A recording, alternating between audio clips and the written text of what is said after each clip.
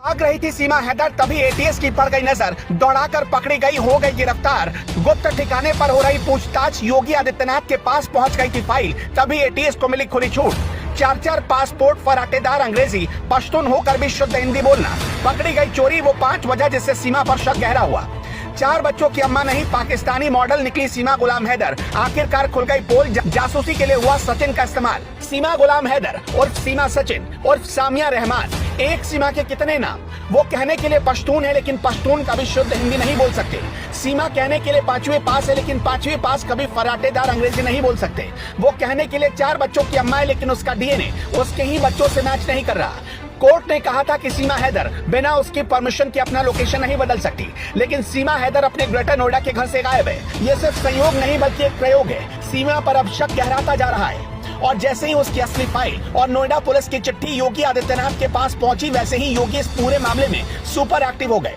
योगी आदित्यनाथ ने रातों रात फिर ऐसा ऑर्डर दिया कि यूपी की एटीएस अब सीमा को सबक सिखाने उतर गई। सीमा अपने ग्रेटर नोएडा वाले घर से कहीं गायब हो गई है।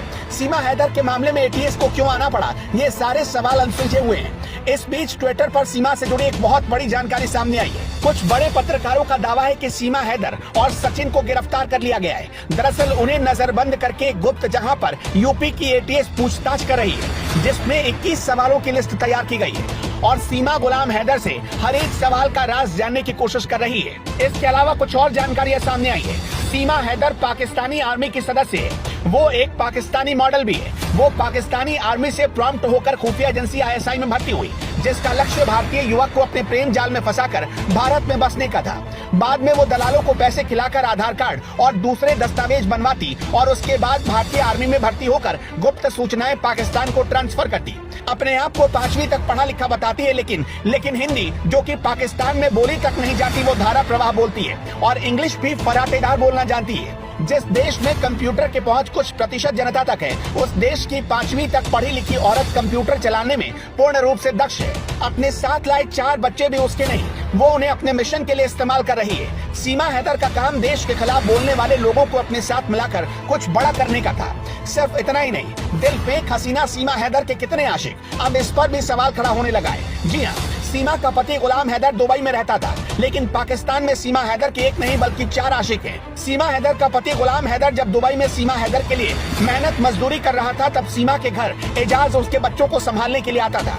इतना ही नहीं, उसके साथ सीमा की तस्वीरें अब सोशल मीडिया पर वायरल हो रही हैं। वहीं सीमा का एक और पूर्व प्रेमी ओसामा भी मीडिया में आकर काफी कुछ खुलासा कर चुका है। उसी ने बताया कि सीमा सचिन के लिए नहीं, क्रिकेट के लिए भारत आई है। वहीं सीमा हैदर के भारत आने के बाद से ही उसके खिलाफ जहां भारतीय जांच एजेंसियां हर एंगल से जांच कर रही हैं, और पाकिस्तान में भी सीमा को लेकर लोगों में भारी गुस्सा है। पाकिस्तान से धमकियां भी आई हैं कि अगर सीमा वापस पाकिस्तान नहीं गई तो भारत में 26/11 जैसे हमले होंगे।